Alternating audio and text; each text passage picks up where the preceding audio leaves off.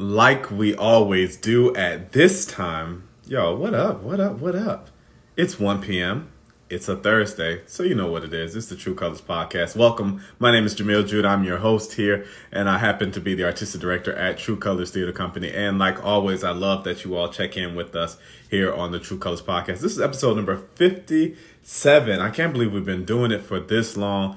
But y'all, thank y'all so very much for rocking with us. Always staying connected, always interested in what we have going on. Today is a solo podcast for a couple of reasons. One, I got to cut it a little short. I do have a meeting that we have to go to because I want to talk to you about a little bit about the reasons why. But I also want an opportunity to reflect. You know, right now, this week especially, man, this week has felt fairly heavy as we acknowledge the anniversary of the passing of Mr. George Floyd, the murder of Mr. George Floyd, and really something that sparked an amazing year of change, revolution, introspection. And I wanted an opportunity just to kind of sit and reflect and think through all of the things that we have seen, not just in the Atlanta art and theater community, but as well as the national conversation around these issues. So I wanted to spend some time reflecting on that. I also want to let you all know about the Solidarity March that's happening with Black. That's an organization here in Atlanta that's been really doing some amazing work to advocate for change. I want to let you all know about their upcoming Solidarity March, as well as I'll end talking a little bit about transformational funding and the ways in which True Colors has been able to be supported over this crazy year. This is also an Ask Me Anything. So if you are here and you are online and you tune in at 1 o'clock and you're here watching us live, feel free to put some questions in the comments. I'd love to engage with you. I try to open these up. Ask an artistic director a question. I'd be happy to answer anything that you have as you submit your questions online. Again, my name is Jamil. I'm the host, and I'm really excited to chat with you today. So let's get started. Y'all, so a year ago, this week, we witnessed the murder of Mr. George Floyd, and a worldwide protest movement was started. I think what we all know to be true was that racism didn't start with Derek Chauvin and his monstrous actions and murder of Mr. Floyd. But what it did, it provided folks who were ignorant or who wanted to be ignorant of the dangers and of the way systemic injustice and racism have permeated through all aspects of our society. It gave them a lens in which to view it. What has come of it, and like his daughter Gianna said, that her daddy changed the world, and in many ways Mr. Floyd's passing, along with Breonna Taylor and countless others. I think I saw a stat that said over 800 plus people have been shot and killed by the police in the time since Mr. Floyd was murdered. What we have seen is that so many communities, so many parts of our community have all raised their hand to say, hey, what is it that can be done to ensure that things like this don't happen, that this ugly stain that's on our country, we can find ways to move past. And at True Colors, we thrive at the intersection of artistic excellence and civic engagement in the ways in which we try to speak up and battle back against the challenges of systemic injustice, or try to use our art as a means to heal. You know, our responses initially were our quote unquote real responses, our hashtag real responses, where we asked our artist community to share their honest feelings on what was happening. But also throughout the year, you know, we were able to find ways to navigate the joy and pain of Black life. The irony of our season theme this year was that we already selected joy and pain in October of 2019 as our season theme, and we had no idea how relevant that theme would be throughout the course of the year. I think what's been most heartening for me is the way that BIPOC artists have been able to claim space, be front and center on the way in which they have been made to feel throughout their entire existence, and what the senseless murders of Breonna Taylor and George Floyd starts to drum up inside of them. I've been so blessed to be in spaces with BIPOC artists speaking their truths, talking about the ways in which they have felt discriminated against. I've listened to them talk about the ways in which they have felt othered inside of these predominantly white spaces. And I've been really moved at the way in which some of my colleagues who inhabit white bodies are responding to that. Most of those responses are like, hey, what can I do? What can my organization do to be better for you, to be better for your community? But at the same time, I've also seen predominantly white institutions give just lip service to some of the changes that these BIPOC organizations and these BIPOC artists are asking for. Right at the same time that we are seeing collaboratives like We See You White American Theater, amongst others, set out demands and advocate for changes, we saw institutions respond with statements of solidarity. Yet, practices don't seem like they have changed in the way in which all of us were hoping for a year ago when those things were let out.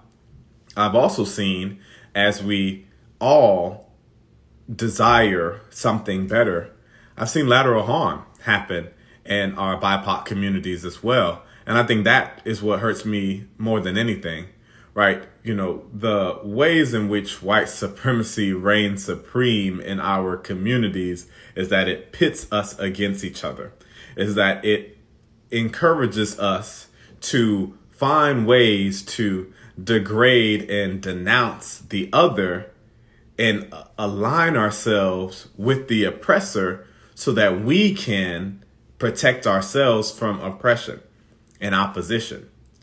And when I see those things play out in those spaces, in the way in which BIPOC people have been made to attack one another for what they are doing or what they aren't doing, it feels like white supremacy's clutches are still as strong, and the proverbial knee is still on our bodies. And we haven't yet found ways to push past that challenge of the oppressive forces seeping into, infiltrating our BIPOC spaces. When I say BIPOC, I mean Black, Indigenous, people of color spaces. Those oppressive forces still seem to be rooting themselves inside of these desires and attempts at reaching more solidarity or advocating for change. So just in the last year, I've been really encouraged by so much of what I've seen, the outpouring of love, support, community. I know that I've been more part of communities of artistic leaders and BIPOC leaders than I have been at any other time in my career. It feels like because of the way that our push for racial reckoning intersected with the pandemic that we haven't seen in over a century, and the way that technology made it easier for us to stay connected, that because of those intersections, I find myself in community talking about these things in ways that felt unfamiliar just 2 years ago, in spaces where it may not have been as comfortable to give a land acknowledgement at the beginning of a meeting. Now feels like this is what we do, in spaces where terms like anti-blackness and AAPI hate weren't words that we were in our regular lexicon, are now things where we are starting to understand. I'm really proud of stage directors and choreographers, which is the union I'm a member of. That's for all on the theater we are members of. I'm really proud of them stepping up and advocating for implicit bias training. And I was just completing my implicit bias training yesterday. And things like implicit bias are so critical for us to understand. And it doesn't make you a bad person to admit your bias. We all have the bias. It's from how we were raised, how we grew up, what values we hold dear. It is understanding what those biases do to us and how they affect our decision making that we all have to lean further into. And what I've been inspired by over the last year is that more people are doing the work to better understand the bias that they bring into the room, to find ways to be better, to serve the other people in the room. Y'all, I think we have a long way to go, especially here in the Atlanta theater community. I think we have a very, very long way to go. But I am heartened. I am encouraged by the work that has been done. I'm thankful for the work that you, the faithful friends at True Colors Theater, have supported in our work and doing it in your own communities. So I want to say thank you for that. Thank you for trusting us to tell those stories, to tell it in an artful way. Thank you for being a part of our community conversation series this year, where we've tried to explore the ways that race and class and this racial reckoning have really asked us to investigate the way that white supremacy and its ugly clutches have tried to make people feel less than. So I just want to say thank you for just an amazing year of leaning in to these stories. This is not something that we can just do and stop just because we've made it a year or that we got tired. No, we have to keep going, y'all. We got to keep moving this thing. And sometimes we may feel like Sisyphus rolling the ball up the hill, but I promise that there is a break that will come to us if we stay diligent. So again, thank you all for a year. While we're speaking of a year, I also want to acknowledge that last year, a collection of Black artists and here in the Atlanta area known as Black Leaders Advocating for Cultural Theater did something really inspiring. They saw that there was an opportunity to create a solidarity march to unite the Atlanta theater community in pushing and advocating for racial justice here in our community. So I'm going to give a big shout out to Black for their work. On the 7th of June in 2020, they organized a march through the streets of downtown Atlanta to really advocate and step up. Those leaders are again coming together on this time on the 6th of June to do something similar, to gather us, to rally us back again. What I mentioned earlier, let's not lag. Let's not let our support die down and slow down. There's too much work that's ahead of us. So big shout out to Black for their protest rally last year and for what they're doing this year to re-energize everyone around this cause. You know, Black partnered with Theatrical Outfit, one of our friend theaters, our sister brother theaters here in the Atlanta metro area, to kick off the first march. And one of the associate artistic director, the associate artistic director at Theatrical Outfit is our good friend Adaye Moon. You all had a chance to check Adaye on one of the podcasts a few months back. And Adaye is actually the first new page commissioned fellow here at True Colors Theater. And what that meant was that we finally were able to start our commissioning program where we were putting money directly in the hands of local artists to tell stories of this moment right now. And we were really thankful that Adaye in his piece created a play called Plans, Protests, and Red Velvet Brownies. Adaye's piece is actually set during said March of 2020 that Black started. So the synergy is so strong. I know I've been talking to you all about Red Velvet Brownies for a while and wanting to know when we're going to release it.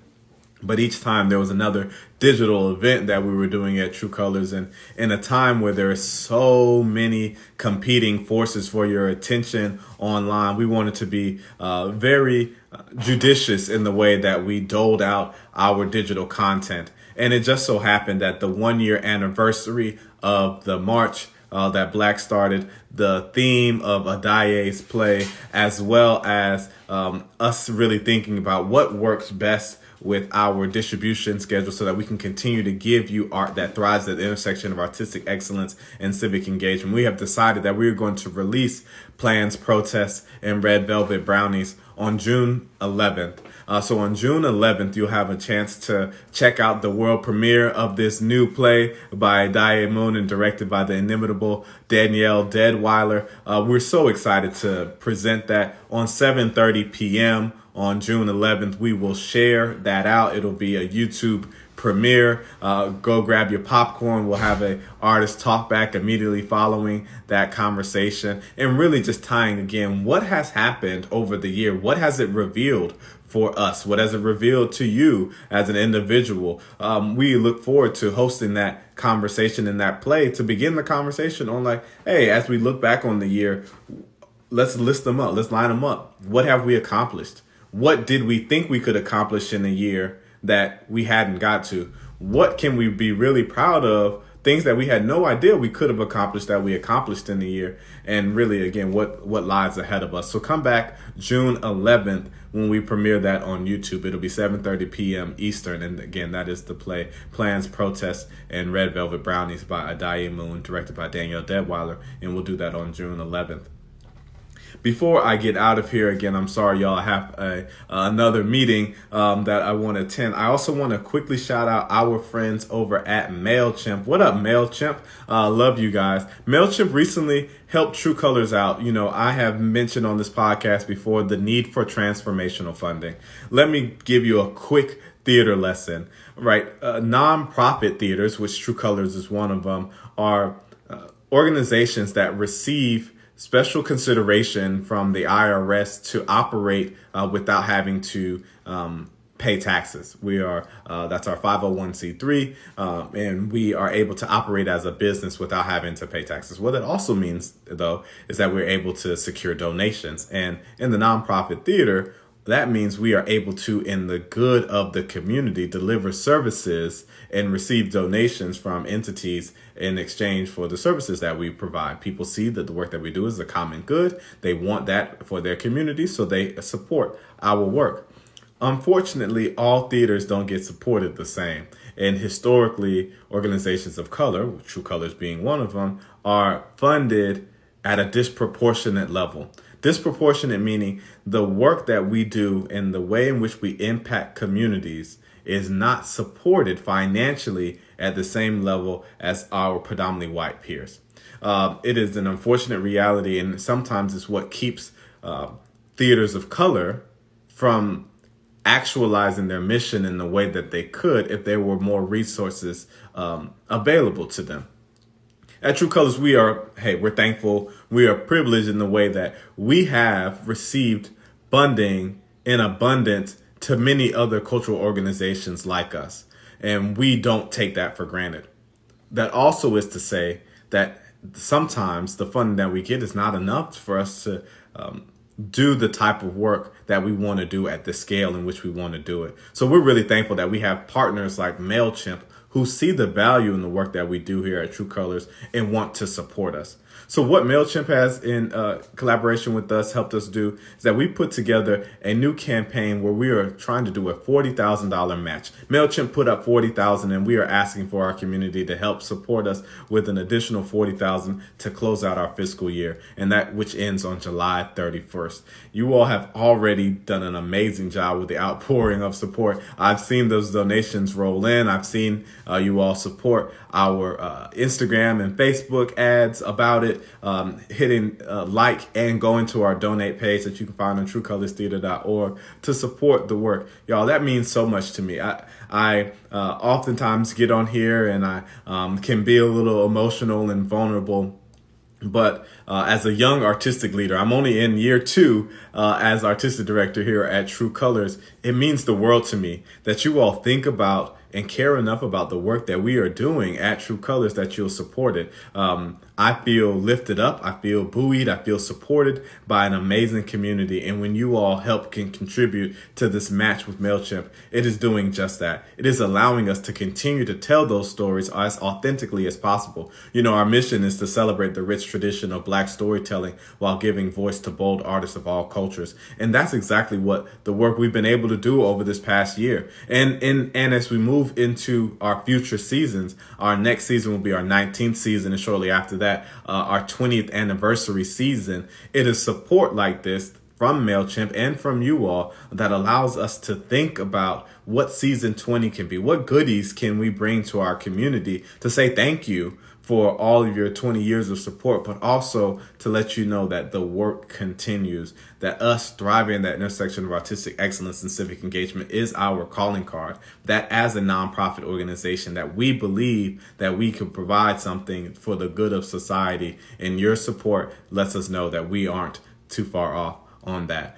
So thank you for your support of all of the work that we've done. And I really ask, hey, if you have it, and if you feel comfortable, lean in to the MailChimp Match campaign and support True Colors with that type of transformational funding. I promise you the work that we're going to do with it, you'll be extremely proud of. Daye Moon's piece, Plans, Protests, and Red Velvet Brownies is coming to us thanks to grant support. And it's those types of projects, the community conversations that we've been bringing to you over the last several weeks, but also over the course of the year, are all thanks to support that we've received from our community. When we get back to the live stage, we are already working on those plans and cannot wait to bring it to you, y'all.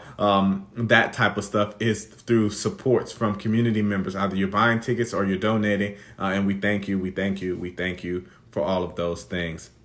I want to leave you all on just a couple of thoughts. One, continue to be good to each other. I mentioned earlier about the need for us to reduce lateral harm, not just inside of our own BIPOC communities, our Black, Indigenous, people of color spaces, but also there is just so much anti-Blackness out there, whether it comes from internally or externally, however it's motivated. I'm just going to ask you, hey, do your part. Call it out. Call out anti-Blackness when you see it.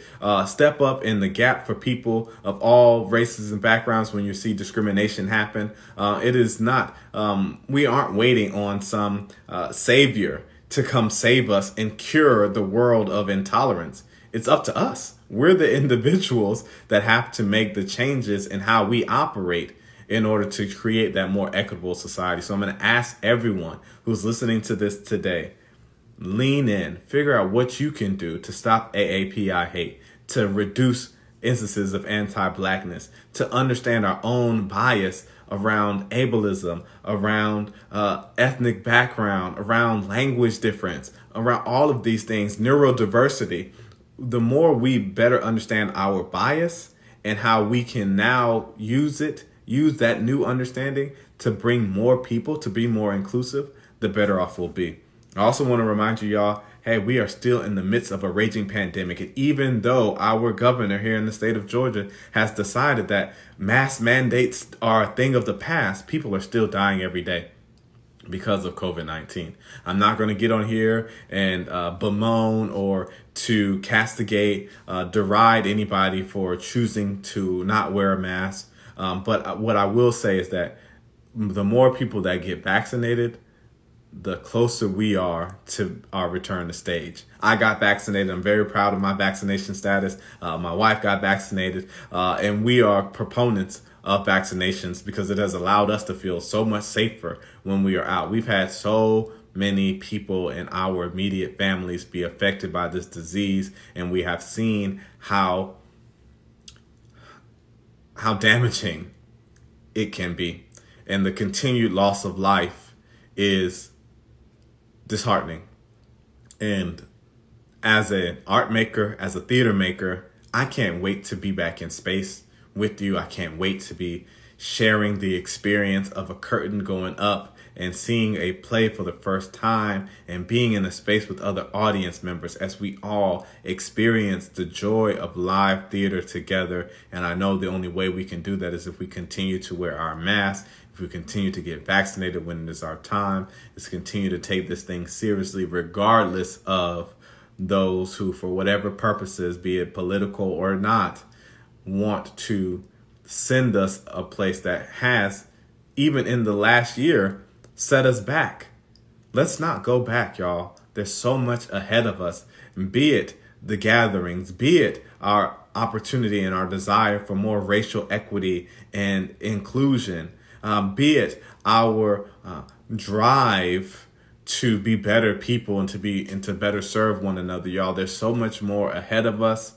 Let's stay going forward as we, in the terms of the Sankofa bird that you can see up there in the corner, as we look back to where we've come and think about where we want to go, y'all, let's move that boulder forward. Let's continue to push, and it takes all of us. I thank you all again for rocking with us. I can't wait to be back with you all next week when I have a guest on the True Colors podcast. And like we do all the time, it'll be at 1 p.m.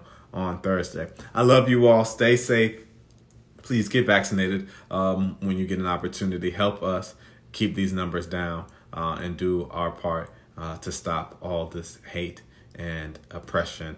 And let's all continue to work together to root out systemic injustice and white supremacist ideologies and structures inside of our society.